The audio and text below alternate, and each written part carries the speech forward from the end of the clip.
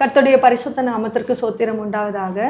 கடைசி நாட்களில் எழுப்புதலில் பெண்களுடைய பங்கு, இந்த காரியத்தை குறித்து நாங்கள் ஏவப்பட்டு இதற்காக நம்ம தேவனோட சமூகத்திலே உட்கார்ந்து ஜெபிக்கும் பொழுது தேவன் இதை குறித்து நிறைய காரியங்களை அவர் வெளிப்படுத்தினார். இனி கடைசி நாட்களில், ஏன்னா நம்ம எல்லாருமே எழுப்புதலுக்காக தான் காத்து கொண்டு இருக்கிறோம். அப்போ பெண்களுடைய பங்கு, விசேஷித்தமாக பெண்களுடைய பங்கு எப்படி இருக்கும் என்று, இதனுடைய அனுபவங்கள் எங்களுக்கு தேவன் எப்படி நடத்தினார், எங்களை தேவன் எப்படி நடத்தினார் என்பதை குறித்தும், நாங்கள் கூடின ஜபங்களிலே எப்படி தேவன் வெளிப்பட்டார் என்பதையும், எப்படி இனி எழும்ப போகிற பெண்கள் இருக்க போகிறார்கள் என்பதையும், எப்படி அவர்கள் மூலமா இந்த குடும்பங்கள் ரட்சிக்கப்பட போகிறது என்பதை குறித்தும், கர்த்தர் கொடுத்த தரிசனம் மூலமாகவும் வெளிப்பாடுகள் மூலமாகவும் வார்த்தைகள் மூலமாகவும் இந்த நிகழ்ச்சியிலே நாங்கள் உங்களோடு கூட பகிர்ந்து கொள்ள ஆசைப்படுகிறோம். இது ஏன் பெண்கள் அப்படின்னு சொல்லி விசேஷமா சொல்லப்படும் பொழுது, தேவன் ஒவ்வொருவருக்குமே கடைசி நாட்களில் ஒரு பங்கை வைத்திருக்கிறார். என்ன சிஸ்டர், வெறும் பெண்கள் மட்டும்தான் சொல்றாங்க அப்படின்னு நினைக்காதீங்க. ஏன்னா ஒவ்வொருவரை குறித்தும் தேவன் ஒரு பங்கை வைத்திருக்கிறார். ஒவ்வொருவருக்கும் ஒரு பங்கு கொடுக்கப்பட்டிருக்கிறது. ஆனா விசேஷித்தமாக பெண்களுக்கு அவர் கொடுத்திருக்கிற பங்கு என்பது ரொம்ப ரொம்ப பெரியது. ஏன்னா அவர் மணவாட்டி, அவர் எல்லாத்தையுமே வேதத்துல இன்சஸ்ட் பண்ணும்போது இந்த பெண்களின் பதத்துல நிறைய இன்சஸ்ட் பண்ணிட்டே இருப்பார். எப்படின்னா, சியோன் குமாரத்தியே, எருசலேம் குமாரத்தியே, என் ஜனமாகிய குமாரத்தியே, அதே போல மணவாட்டியே. அந்த ஒரு மணவாட்டி என்பது வெறும் பெண்ணுக்கான பாத்திரம் மட்டும் கிடையாது, பெண் ஆண் ரெண்டுத்துக்குமான பாத்திரம் உண்டு.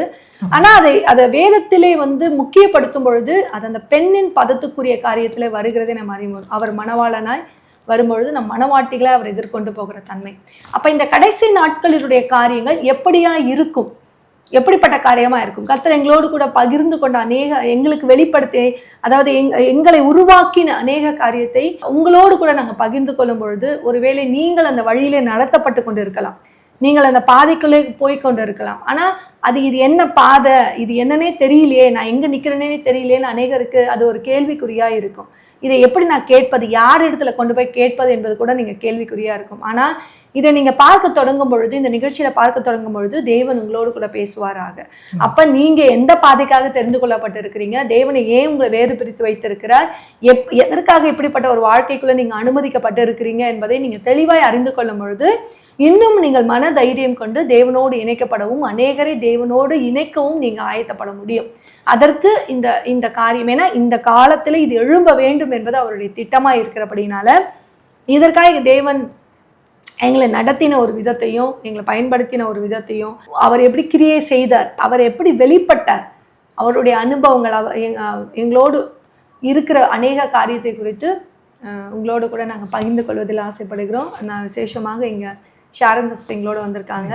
கர்த்தருக்கு ஸ்தோத்திரம். ஏன்னா நாங்கள்லாம் ஒரு டீமாக இருந்து நாங்கள் ஜெபம் பண்ணியிருக்கோம்.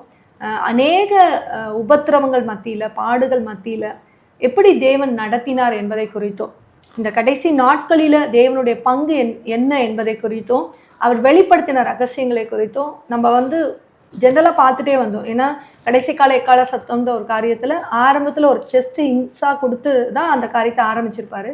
ஆனால் அது முழு இது கரையாது. ஏன்னா அந்த டைமுக்கு கொடுக்கப்பட்ட பாட்டு அது மட்டும்தான். ஆனால் போக போக அதனுடைய எங்களுக்கு ஒரு இதை குறித்து நம்ம வெளிப்படுத்தணும் அப்படின்னு சொல்லும்போது தேவன் அதற்கான ஒரு காலத்தை வைத்திருந்தார். எப்பவுமே அந்த வேலைக்காக காத்திருக்கணும்னு ஒரு காரியத்தை இந்த கூடுகை மூலமாய் தேவன் எங்களுக்கு கற்றுக் கொடுத்தார். அதன் வேலையில அதன் காரியங்கள் வெளிப்படும் சொல்லி. அதனால அந்த வேலைக்காக நாங்கள் காத்திருந்தோம். இந்த நாள் வரும்போது இதுவே அந்த வேலை, நீங்க அந்த காரியத்தை ஓப்பன் பண்ணணும்னு சொல்லும்போது தான் இந்த நாளில் நாங்கள் இணைந்து அந்த காரியத்தை செயல்படுத்த கர்த்தருடைய ஏவுதலாலே, கர்த்தருடைய ஆவியின் ஏவுதலாலே நாங்கள் இங்கே கூடியிருக்கிறோம். நம்ம ஒரு சின்ன ஜெபம் பண்ணிடலாம். ஏன்னா இது ஏதோ ஒரு காரியத்தை வெளிப்படுத்துகிற தன்மை, ஏதோ எங்கள் எக்ஸ்பீரியன்ஸை ஷேர் பண்ணுற தன்மை, கர்த்தர் வெளிப்படுத்துகிற தன்மையை ஷேர் பண்ணுற காரியம் மட்டும் இல்லை. இது கடந்து போகும் பொழுது அநேகருடைய இருதயங்கள் இதன் மூலமாய் திறக்கப்படணும், அநேகருடைய சிந்தைகள் விடுதலை அடையப்படணும். அப்பதான் தேவனுடைய ஆவியானவர் பலமாய் இறங்கி கிரியை செய்கிறதை உணர முடியும். ஏன்னா நம்ம இந்த கடைசி நாட்களில் தெரிந்து கொள்ளப்பட்ட சந்ததி அதற்கான சந்ததியாக தான் தேவன் வைத்திருக்கிறார். அதை நாங்கள் 100 இல்லை 200% உறுதியாய் சொல்ல முடியும். அப்ப அந்த ரகசியங்களை நாங்கள் இங்க கர்த்தர் ஆவின் மூலமாய் வெளிப்படும் பொழுது அநேகருடைய இருதயங்கள், அநேகருடைய மனங்கள் தேவன் பக்கமாய் திரும்புகிறதை நம்ம அறிந்து அவர்கள் கர்த்தருக்காக எழும்புகிறதை, சுடர் விடுகிற பிரகாசிக்கிற நட்சத்திரங்களைப் போல அவர்கள் எழும்புகிறதை நம்ம பார்க்கலாம். அதுதான் தேவன் விரும்புகிறது. அவருடைய ஏக்கம் அதுதான். அதை குறித்து நம்ம இங்கே பேசலாம். ஒரு சின்ன ஜெபம் பண்ணிடலாம். பரிசுத்தமுள்ள எங்கள் தேவனே, உங்களுடைய சமூகத்தில் எங்களை தாழ்த்தி நாங்கள் ஒப்புக் கொடுக்கிறோம். இந்த நாளிலே கூட தகப்பனே, அப்பா, நாங்கள் இணைந்து உங்களுடைய காரியத்தை செயல்படுத்த நாங்கள் ஏவப்பட்டு இந்த இடத்திலே நாங்கள் கூடியிருக்கிறோம். எங்களை மறைத்து நீங்க வெளிப்படுங்கப்பா. எங்களால் ஏதாகிலும் ஆகுமா என்று நினைக்கிறதற்கு நாங்கள் பாத்திரவான்கள் அல்ல. நீர் இறங்கி கிரியை செய்யும் போது, உம்முடைய மகிமை மூடும் பொழுது, இதை கேட்டுக்கொண்டிருக்கிற அநேகருடைய இருதயங்கள் கர்த்தர் பக்கமாகவும், அநேகருடைய சிந்தைகள் மனம் திரும்புவதற்கு ஏதுவாகவும் மாறத்தக்கதாக நீர் பெண்களை எழுப்புங்க ராஜா. விசேஷித்த விதமாக நீர் அவர்களை நேசிக்கிறீர், அவர்களை நீர் உருவாக்கி இருக்கிறீர், அவர்கள் உம்முடைய இருதயமாய் நீர் வைத்திருக்கிறீர். ஆண்டவரை கொண்டு நீ செயல்பட்டீர். ஆண்டவரை நாங்கள் இன்னும் உமக்குள்ளே அதிகமாய் வளர நீர் உதவி செய்யுங்க. கிறிஸ்து நாமத்தில் பிதாவே, ஆமென். ஃபர்ஸ்ட் நாங்கள் சொல்லிடுறேன் எங்களை பற்றி. ஏற்கனவே சொன்னது போல் பூந்தமல்லி பகுதியில், காட்டுப்பாக்கம் பகுதியில் வசிக்கிறோம். இந்த தரிசனம் விசேஷித்த விதமாக பார்த்தீங்கன்னா, கடைசி காலத்தில் எழும்ப போகிற அவருடைய சந்ததியை குறித்ததான ஒரு தரிசனத்தை தேவன் ஒரு 2020 இருதயத்தில் போட்டு அதுக்குரிய காரியத்தை, அதற்கு முன்னாடி வரைக்கும் நம்ம நார்மலாக அப்போ ஒரு வாஞ்சை இருக்கும் தான் இருதயத்துக்குள்ளே. ஒரு எப்படிப்பட்ட வாஞ்சை இருக்கும் அப்படின்னா, இன்னும் வேதத்தின் ஆழத்தை அறிந்து கொள்ளணும், வேதத்தின் தன்மையை அறிந்து கொள்ளணும்னு சொல்லிட்டு ஒரு வாஞ்சை இருக்கும். அப்போ அந்த வாஞ்சை இருக்கும்பொழுது என்ன ஒரு காரியம் வெளிப்பட்டதுன்னு சொல்லும்போது, 2020 தேவன் பேச தொடங்கினார். அதுக்கு முன்னாடியே ஒரு 2-3 வருஷத்துக்கு முன்னாடி கர்த்தர் ஒரு வசனத்தை கொடுப்பார் எப்பவுமே. ஏன்னா வார்த்தை மூலமாக நிறைய இங்கே இருக்கிறவங்க நிறைய பேர் வார்த்தையை கொண்டு எனக்கு பேசுங்கன்னு சொல்லி கேட்குறவங்க நிறைய பேர் இருப்பாங்க.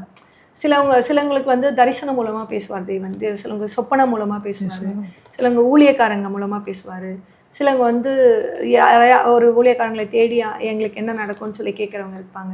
சில கூட்டம் வார்த்தைக்காக காத்திருக்கும்.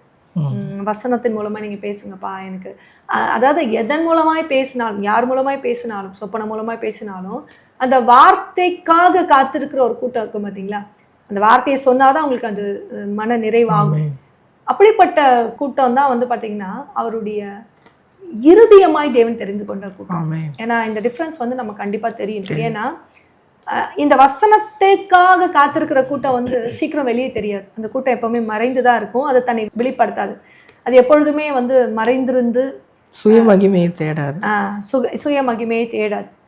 ஏன்னா அந்த அந்த கூட்டம் தேவனை நோக்கி பார்க்கிற கூட்டமா இருக்கும்போது, அந்த கூட்டத்துக்கு எப்படிப்பட்ட ஒரு காரியம் இருக்கும் அப்படின்னு பார்த்தீங்கன்னா, தேவன் மட்டும்தான் மகிமைப்படணுன்ற ஒரு எண்ணம் பூர்ணப்பட்டுரும். அப்போ என்ன ஆகும்னா, அவர் வேலைக்காய் காத்திருப்பது, அவர் சொல்லும் பொழுதுதான் பேசுவது, அவர் சொல்ற இடத்துக்கு தான் போகிறது, அவர் என்ன சொன்னாலும் கீழ்ப்படுகிறது, அவர் மறைந்திருந்தா மறைந்திருக்குது. இப்படி தேவனுடைய கட்டளைகளுக்கு கீழ்ப்படுகிற இருதயமா அது மாறிடும். அவர் என்ன சொன்னாலும் செயல்படுத்துகிற ஒரு இப்படிப்பட்டவர்கள் தான் தேவனுடைய அந்த இருதயத்தோடு, அவர்கள் தான் தேவனுடைய இருதயமாய் இருக்கிறாங்க.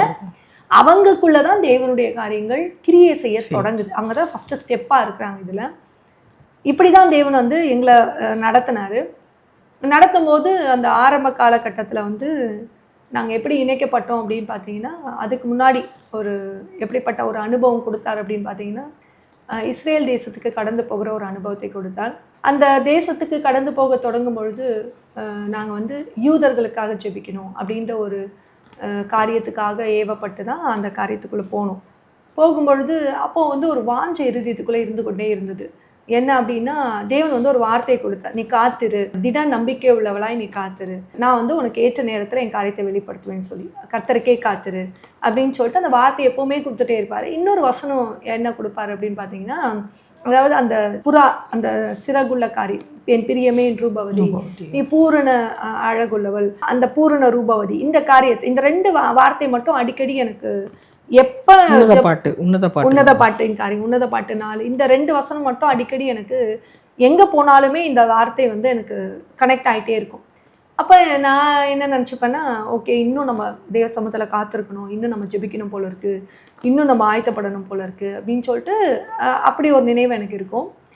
எப்போ இந்த 2017-18 வருடத்தில் அந்த இஸ்ரேல் பயணத்துக்கு போக தொடங்கும் பொழுது, அந்த தேசம் எல்லாருக்குமே ஒரு நமக்கு சுதந்திரமாய் கொடுக்கப்பட்ட தேசம்ன்றதுனால நமக்கு இன்னொன்று இயேசு கிறிஸ்து அங்கே உலாவினார். அவருடைய சிலுவையின் மரணம், அவர் நடந்து போன இடங்கள், அதெல்லாம் பார்க்கும்பொழுது அப்பா எப்படி ஒரு அந்த தேசத்தில் காலை வைக்கும் போதே அவ்வளோ ஒரு சந்தோஷம். அப்பா தேவன் உலாவின இந்த இடத்துல, அவர் நடந்து தெரிஞ்ச இடத்துல நமக்கும் ஒரு தேவன் வந்து ஒரு கிருபையை கொடுத்துருக்கிறாரே அப்படின்னு சொல்லிட்டு, அப்போ அந்த இடத்துல நாங்கள் ஜெபிக்க தொடங்கும் பொழுது அநேக தேவதாசர்கள் மூலமாய் நாங்கள் நடத்தப்படும் பொழுது அவர்கள் மூலமாய் வெளிப்படுத்தப்பட்ட தீர்க்க தரிசனங்களாகட்டும், செய்திகளாகட்டும், இந்த வார்த்தை எங்களுக்கு கொடுக்கப்பட்ட அந்த வார்த்தையை வந்து கன்ஃபார்ம் பண்ணுச்சு. அப்போ தான் வந்து இப்போ கர்த்தர் நமக்கு வந்து ஒரு நோக்கத்தை வைத்திருக்கிறாரு, ஒரு திட்டத்தை நமக்கு வைத்திருக்கிறார் போல இருக்கு, அதுக்காக தான் இங்கே கொண்டு வந்திருக்காருன்னு ஒரு காரியம் வந்துச்சு.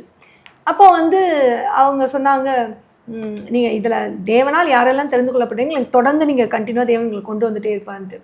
அப்போ எங்களுக்கு ஒரு காரியம் என்னென்னா, ஒரு முறை வரத்துக்கே இதுக்கு நிறைய நம்ம சாக்ரிஃபைஸ் பண்ணி பிள்ளைகளோட காரியம், குடும்பத்தோட காரியம், அப்போ நாங்கள் தொழில் பண்ணிகிட்டு இருந்தோம், தொழிலோட காரியம் இதெல்லாம் நம்ம செக்ரிகேட் பண்ணி, ஊழியத்தோட காரியெல்லாம் செக்ரிகேட் பண்ணி ஒவ்வொரு முறையும் வரணுன்னா அதோட தன்மை எப்படி இருக்கும்? ஏன்னா டக்கு நம்ம சிந்தையில் வந்து ஒரு டவுட் வந்துடும் இல்லையா மனசில், அதுக்கான பண தேவைகள் உண்டு, எல்லாமே உண்டு, எப்படி இது காரியம் நடக்கும் அப்படின்ற ஒரு காரியம் சொன்னோம். அப்போ அவர் ஒரு வார்த்தை சொன்னார், உங்களை தேவன் தெரிந்து கொண்டார்னா, தன்னுடைய ராஜரீக திட்டத்துக்கு தெரிந்து கொண்டார்னா நிச்சயம் அவரே அதுக்கான சூழ்நிலையை உருவாக்கி அதுக்கான பண தேவைகளை சந்தித்து அதற்கான காரியங்களை அவர் செய்வார்னாரு.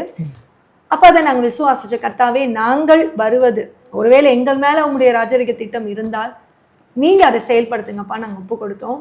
அப்போ ஒப்பு கொடுக்கும்பொழுது ஒரு பக்கம் ஆண்டவரே நாங்களும் அந்த திட்டத்துக்குள்ளே இருக்கணும்னு ஒரு ஆசையாக இருந்தது. ஏன்னா அது அவருடைய ராஜரீகமான திட்டம் அப்படின்னு சொல்லும்போது இந்த திட்டம் எப்படி எழும்போம் அப்படிலாம் எங்களுக்கு தெரியாது. அவங்க சொல்லும்போது அதில் நம்மளும் ஒரு பங்காக இருக்கணுன்ற ஒரு ஆசை எங்களுக்குள்ளே அதிகமாக இருந்தது. அப்போ நானும் எங்கள் ஹஸ்பண்டும் சேர்ந்து அதுக்காக நாங்கள் ஜெபிக்க தொடங்கும்போது அப்போ எங்களுக்கு ஒரு வார்த்தை அந்த இடத்துல அங்கேயே உண்டானுச்சு. எப்படின்னா, நான் உன்னை தெரிந்து கொண்டேன், நான் உருவாக்குன அந்த திட்டத்துக்குள்ளே, அந்த ராஜரிகமான திட்டத்துக்குள்ளே நீ இருக்கிற, உன்னை நானே நடத்துவேன், உன்னை நானே கொண்டு வருவேன்னு சொல்லி ஒரு கன்ஃபர்மேஷன் மாதிரி ஒரு வார்த்தையை கொடுத்தாரு. அப்போ எங்களுக்கு அதுலேருந்து சரி அவர் நடத்துவார் இல்லையா, அவரே செயல்படுத்துவான்னு நாங்கள் விட்டுட்டோம்.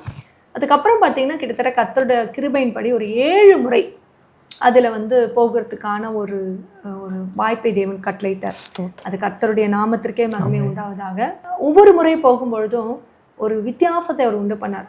2வது முறை போகும்பொழுது நாங்கள் பிள்ளைகளை கூட்டிகிட்டு போகும்பொழுது எங்களுக்கு வந்து ஒரு புதிய அனுபவத்தை அவர் கொடுத்தார். எப்படிப்பட்ட அனுபவம்னா, அந்த கர்மேல் மலை அப்படின்னு சொல்லிட்டு ஒரு மலை அங்கே அந்த எலியாவோட காரியம் வரும்போது அங்கே நாங்கள் ஜெபிக்க தொடங்கும்போது அவருடைய அபிஷேகம், வித்தியாசமான அபிஷேகம், அவருடைய அக்கினி அப்படியே ஊற்றப்படுகிறதை நாங்கள் அந்த இடத்துல உணர்ந்தோம். அப்போ அந்த அக்கினி ஊற்றப்பட்ட உடனே எப்படிப்பட்ட காரியம் இருந்துச்சு அப்படின்னு பார்த்தீங்கன்னா, ஒரு 1/2 மணி நேரத்துக்கு யார் கூடயுமே கனெக்ட் ஆக முடியல. நாங்கள் சும்மா ஒரு கைடாக நின்று தான் அந்த இடத்துல ஜெபம் பண்ணோம். ஜெபம் பண்ண தொடங்கின உடனே வந்து பார்த்திங்கன்னா அப்படியே அந்த ஒரு அக்கினி, அது எப்படின்னா அந்த சிந்தையில் வந்து உணர முடியுது. எப்படின்னா அந்த அக்கினியே அப்படியே கோடு அந்த மின்னல் மாதிரி இறங்குற மாதிரி அந்த ஒரு உணர்வு. அப்போ அந்த ஜெபம் வந்து கிட்டத்தட்ட ஒரு 10 நிமிஷம் தான் போயிருக்கோம். ஆனால் அந்த அக்கினி வந்து உள்ள ஒரு 1/2 மணி நேரம் 1 மணி நேரத்துக்கு யாரோடையுமே பேசக்கூட முடியாதபடிக்கு உள்ளே வந்து அந்த அக்கினி எரிஞ்சுக்கிட்டே இருக்குது. அது நல்லாவே தெரியுது.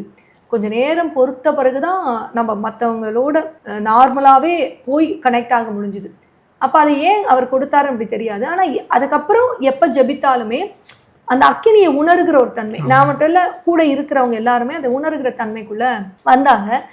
அதுக்கப்புறம் 2019 வந்து அதே மாதிரி ஒரு காரியம், அதே மாதிரி ஒரு ஜெபம் உண்டானுச்சு அந்த பண்ணும்போது. அப்போது தேவன் சொன்ன ஒரு காரியம் என்னென்னா, அவருடைய அபிஷேகம், அந்த அபிஷேகம் எப்படி இருந்ததுன்னா, ஒரு கூட்டத்துக்கு நாங்கள் போயிருந்தோம். அப்போ அந்த கூட்டத்துக்கு பண்ணும்போது எப்போவுமே ஒரு அபிஷேகம் இறங்கும் போது நீங்கள் பார்த்தீங்கன்னா, நம்ம சர்ச்சில் நம்ம ஜெபிக்கிறோம், ஒரு அபிஷேகம் நமக்கு இறங்குதுன்னா எப்படிப்பட்ட தன்மை அங்கே வெளிப்படும் அப்படின்னு நீங்கள் பார்த்தீங்கன்னா, ஒரு 5 நிமிஷமோ ஒரு 10 நிமிஷமோ அந்த அந்நிய பாஷையோ இல்லை அந்த அபிஷேகத்தின் வல்லமே நம்ம சரீரம் தாங்கும். அதுக்கு மேலே நமக்கு வந்து ஒரு 15 இல்லை ஒரு 1/2 மணி நேரம் கூட எடுத்துக்கிங்களேன், அதுக்கு மேலே அந்த சரீரம் வந்து ஒரு தாங்காது. அந்த சரீரத்தோட ஒரு சோர்வு வந்துடும் அந்த சரீரத்தில், அப்படியே ஒரு டயர்னஸ், அப்படியே நம்ம ஸ்டாப் ஆகிடும். இப்படி தான் எல்லா இடத்துலையும் நடந்தது. ஆனால் அன்றைக்கு அந்த கூட்டத்தில் போகும்பொழுது அது ஒரு எல்லாரும் கூட்டப்பட்ட கூட்டம் இல்லை, ஒரு சிலருக்காக கூட்டப்பட்ட கூட்டம் தான். அதில் எங்களையும் இன்வைட் பண்ணியிருந்தாங்க. அப்போ நாங்கள் போகும்பொழுது அந்த இடத்துல அந்த தேவதாசன் அந்த அபிஷேகம் காரியத்தை சொல்லும் போது அந்த அபிஷேகம் வந்து எப்படி இருந்ததுன்னா, காலையில் தொடங்கி சாயந்தரம் வரையும் ஈவினிங் வரைக்கும் அந்த அபிஷேகத்தின் வல்லமே ஃபீல் பண்ண முடிஞ்சுது. ஆமென். அது எனக்கு ஒரு வித்தியாசமான அனுபவமா இருந்தது. அது ஏன்னா எப்போவுமே ஒரு அபிஷேகம் நம்ம இறங்கி வரும்போது ஒரு 10லேருந்து 15 நிமிடம் தாண்டி அந்த காரியம் வந்து நம்மளை கண்டினியூ ஆகாது. ஆனால் இது கிட்டத்தட்ட வந்து பார்த்தீங்கன்னா அந்த நாள் முழுசும் அந்த அபிஷேகத்துக்குள்ளேயே நிற்கிறத உணர முடிஞ்சுது. அதுவும் ஒரு வித்தியாசமான ஒரு அனுபவமாக இருந்தது. அதுக்கப்புறம் தான் 2020 ஒரு 5 பேராக ஒரு நாங்கள் சண்டே ஸ்கூலில் சர்ச்சில் எடுத்துகிட்டு இருக்கும்போது ஒரு சண்டே ஸ்கூலில் இருக்கிற ஒரு 2 சிஸ்டர்ஸ் எல்லாம் கூடி நாங்கள் ஒரு 5 பேராக வந்து நம்ம ஜெபிக்கலாம். கரெக்டாக அந்த ஜனவரி மாதம் 15ஆம் தேதி நாங்கள் கூடி நம்ம ஜெபிக்கலாம். ஒரு கேம்ப் போயிருந்தோம், சிறுவர் கேம்ப்பு தான். அப்போ அந்த இடத்துல போகும்போது நம்ம கூடி ஜெபிக்கலாம் அப்படின்னு சொல்லி நாங்கள் கூடி ஜெபிக்க தொடங்கினோம். ஜெபிக்க தொடங்கும்போது தான் கர்த்தருடைய வார்த்தை பிரதிச்சயமாய் வெளிப்பட்டது. அதுக்கு முன்னாடி வரைக்கும் கர்த்தருடைய வார்த்தைக்காக நம்ம காத்திருப்போம். கர்த்தர் ஒரு வார்த்தையை சொல்லும்போது அந்த வார்த்தையை கேட்டவுடனே நம்ம இருதயம், நம்மளுடைய ஆத்துமா எல்லாம் அப்படியே சாட்டிஸ்ஃபை ஆகிடும். அதுக்கப்புறம் எதுக்காக நான் கேட்டேனோ அந்த அந்த விஷயத்தை குறித்து நம்ம யோசிக்கவே மாட்டோம். சந்தோஷத்துலேயே சந்தோஷத்துலேயே அவர் சொல்லிட்டாரு, அவ்வளோதான் முடிஞ்சிச்சு அப்படின்ற ஒரு எண்ணம் தான் இருக்கும். எப்போ வந்து இந்த வார்த்தை அவர் சொன்னார், நான் உனக்கு கற்றுக் கொடுக்குற, அதாவது என் கட்டளைகளின் படி நீ நடந்து நான் உனக்கு என்ன கற்றுக் கொடுக்குறேனோ அந்த கற்றுக் கொடுக்கறதுலே நீ வந்து உணர்ந்து கொண்டாயானால், அந்த கற்றுக் கொடுக்கறதுலே நீ ஏற்றுக்கொண்டாயானால் அப்பொழுது நீ என் ஜனமாக இருப்பா, நான் உன் தேவனாக இருப்பேன். இந்த வார்த்தையை தான் அவர் முதல்ல கொடுத்தாரு. இந்த வார்த்தையை கொடுக்கும்பொழுது ரொம்ப வித்தியாசமான ஒரு அனுபவமாக இருந்தது. அப்போ தான் நீங்கள் வந்து முதல் 3 பேரை நாங்கள் கூடி ஜெபிக்க தொடங்கினோம். ஜெபிக்கும் போதே நான் இது ஆரம்பத்திலே நான் சொல்லியிருப்பேன், தேவன் வந்து நாங்கள் எப்போவுமே நமக்கு ஒரு முறைன்னு ஒன்று இருக்கும். நம்ம முதல்ல துதிப்போம், அப்புறம் ஒரு பாடல் பாடுவோம், அதுக்கப்புறம் வந்து ஒரு அந்நிய பாஷை பேசுவோம், ஒரு அபிஷேகம், ஒரு அந்நிய பாஷை பேசுவோம், அதுக்கப்புறம் ஒரு வசனத்தை தியானிப்போம், அப்புறம் வந்து ஒரு ஜெப குறிப்புகள் காட்சி. இது வந்து நம்மளுடைய நார்மல் ட்ரெடிஷ்னல். இன்னொன்று இப்படி தான் நம்ம நடத்தப்பட்டோம்.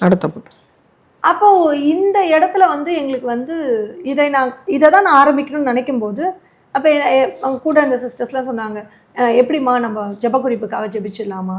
அப்போ நான் சொன்னேன், சரி நம்ம ஜெபிக்கலாம், ஆனால் தேவன்கிட்ட நம்ம கேட்கலாம். ஏன்னா அவர் அந்த வார்த்தையை கொடுத்துருக்காருல, நான் உங்களுக்கு கற்றுக் கொடுக்குற ஒரு காரியம் சொல்கிறார்ல, ஆனால் அனுதினமும் கற்பிக்கிற ஒரு காரியம் சொல்கிறார்ல, நம்ம என்ன காரியம்னு பார்க்கலாம். கர்த்தர் நமக்கு ஜெப குறிப்பை ஜெபிக்க சொன்னார்னா நம்ம பண்ணலாம், இல்லாட்டி தேவன் என்ன சொல்லாரோ அதன்படி நம்ம செயல்படலாம் அப்படின்னு சொல்லி நாங்கள் கூடி, அப்போ 3 பேரை நாங்கள் கூடியிருந்தோம்.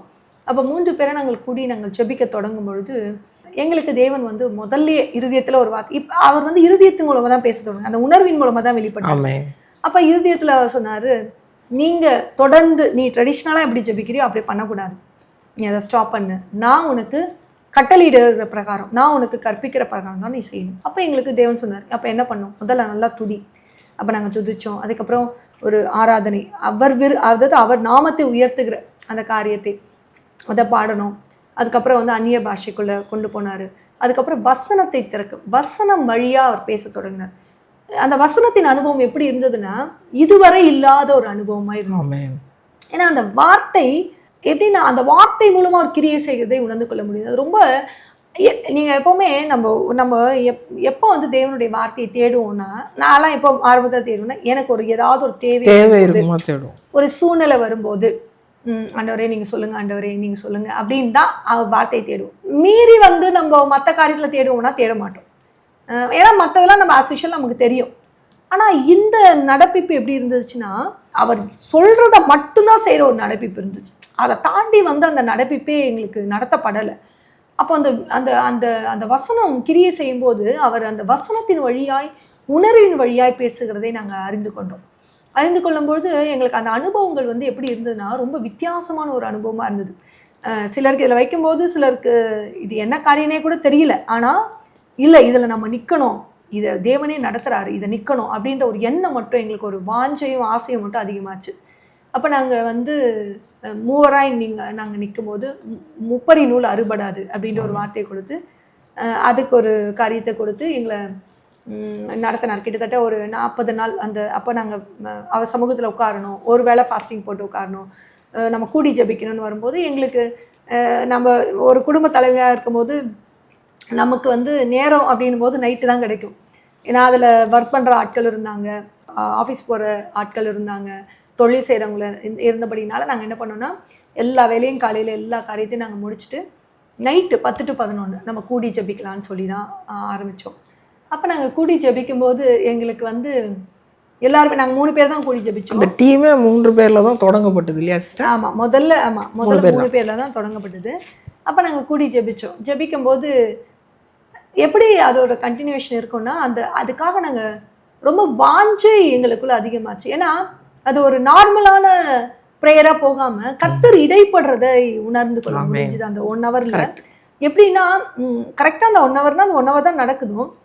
ஆனால் நாங்கள் அந்த நாள் முழுசும் அவர் எங்களுக்கு ஒரு வார்த்தையை கொண்டு நடத்திட்டே இருப்பார்.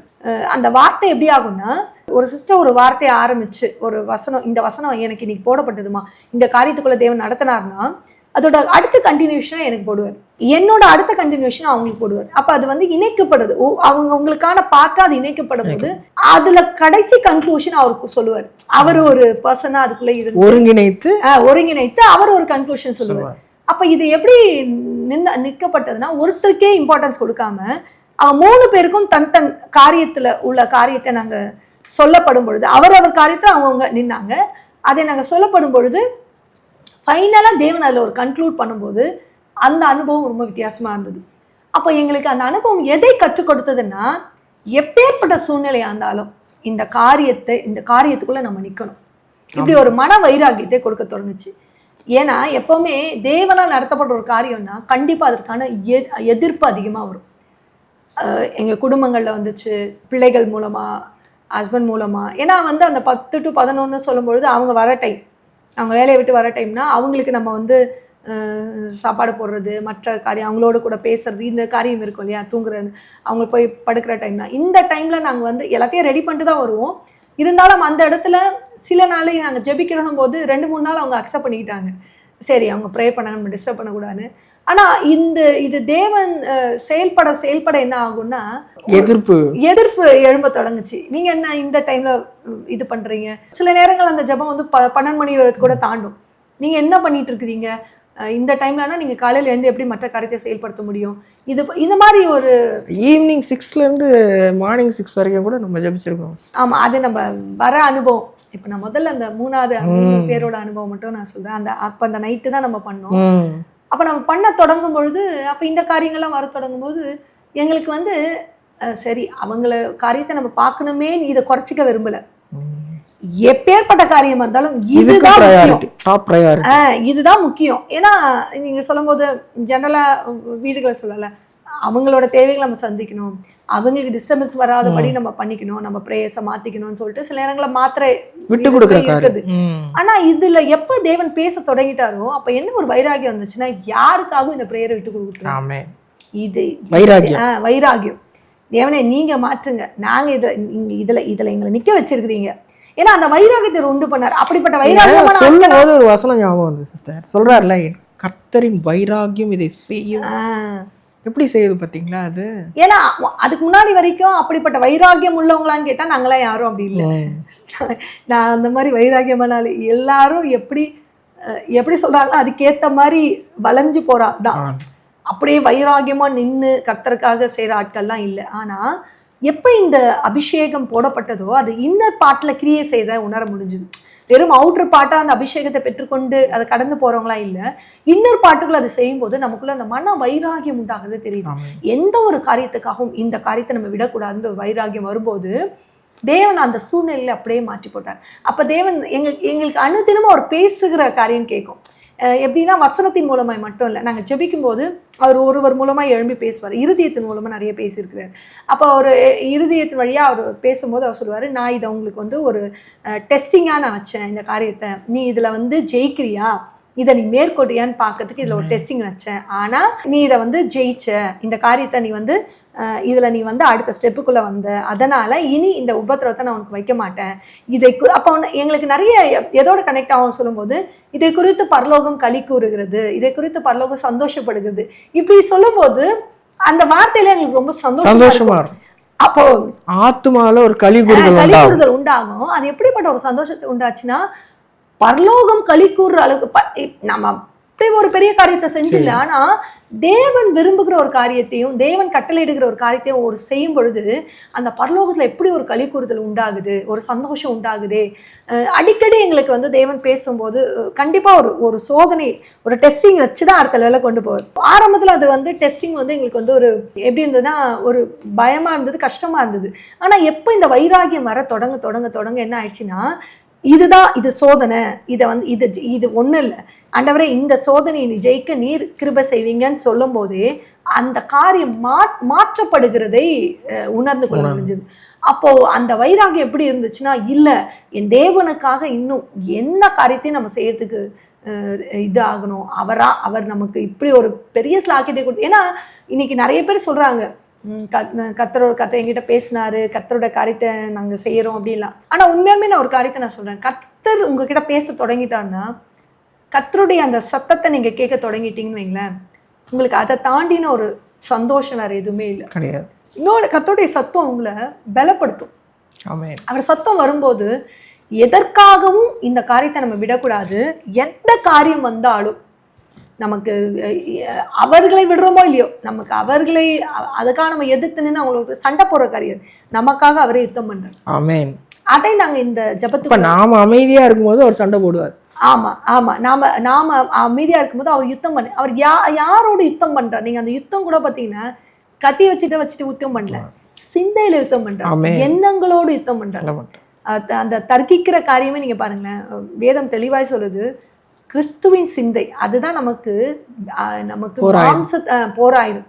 அது எப்படிப்பட்ட போராயுதமா இருக்குன்னா, அரண்களை நிர்மூலமாக்கத்தக்க போராட்டம். இன்னொன்று அது எப்படிப்பட்டனா, தர்க்கங்களை, அதாவது கிறிஸ்துவை அறிகிற அறிவுக்கு விரோதமா எழும்புகிற தர்க்கங்களை சிறைப்படுத்துகிற ஒரு ஆயுதமாய் அது மாறுது கிறிஸ்துவின் சிந்தை.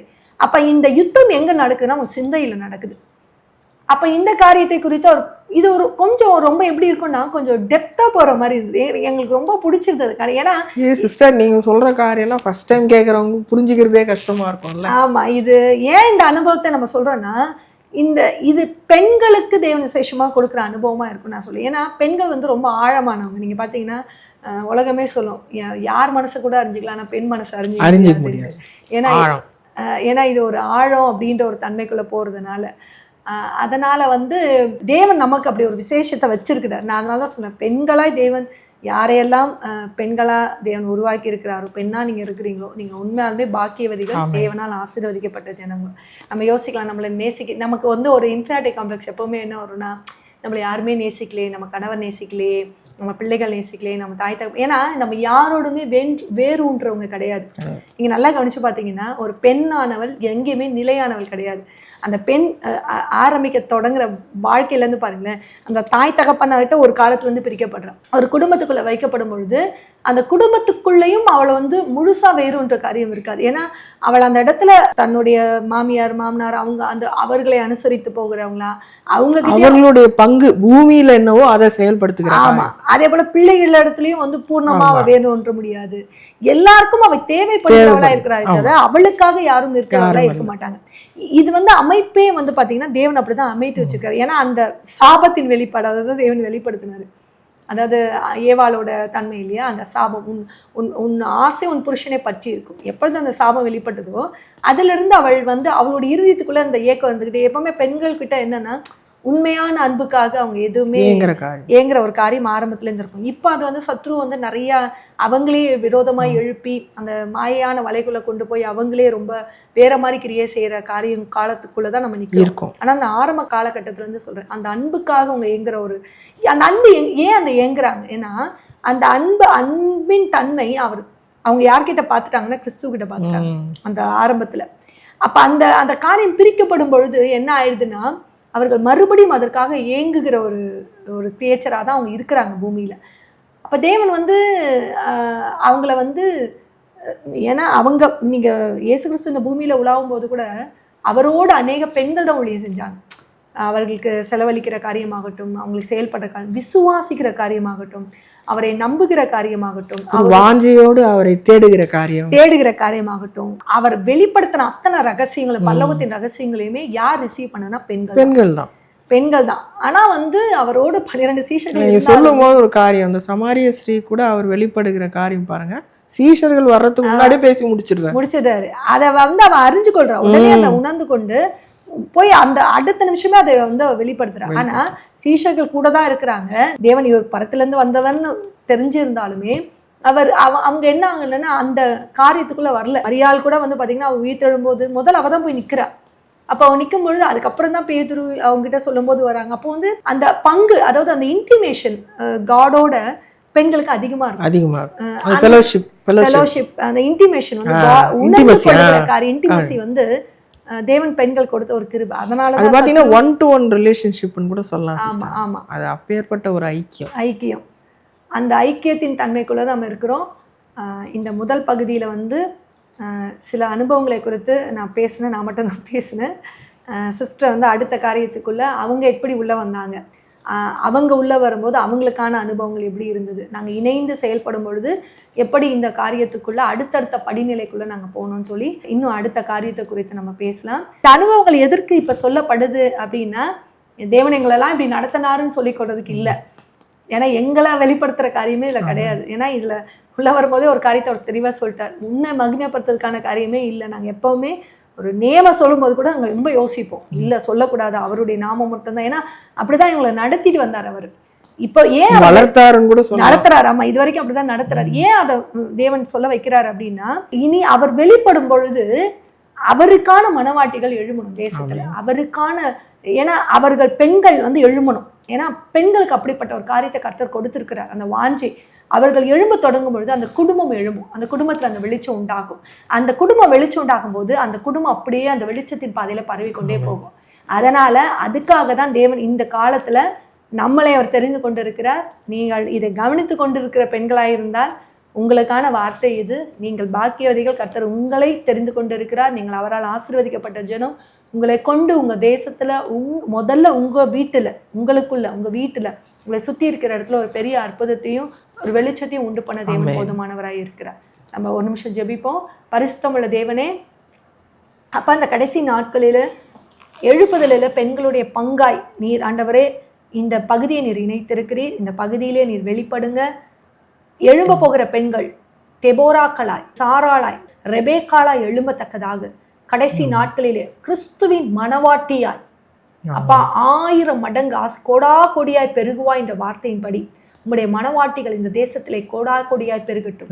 மனவாட்டியாய் அல்லாண்டவரே, மனைவியின் ஸ்தானத்திலே அதிகாரத்தை பெற்றவர்களாய் எழும்பட்டும். சகலத்தையும் உடைய கரத்தில் அர்ப்பணித்து ஜெபிக்கிறோம். கிறிஸ்து நாமத்தில் ஜெபிக்கிறோம் அன்பின் பரலோக பிதாவே. அன்பிற்குரியவர்களே, உங்கள் ஜெப தேவைகளுக்கும் மேலும் ஆலோசனைகளுக்கும் எங்களோடு நீங்கள் தொடர்பு கொள்ள எங்கள் முகவரி ஆசீர்வாத கன்மலை ஐக்கிய ஊழியங்கள், பிளாட் எண் 20, 3வது மாடி, ஜானகி நகர், அனெக்ஸ், காட்டுப்பாக்கம், சென்னை 56.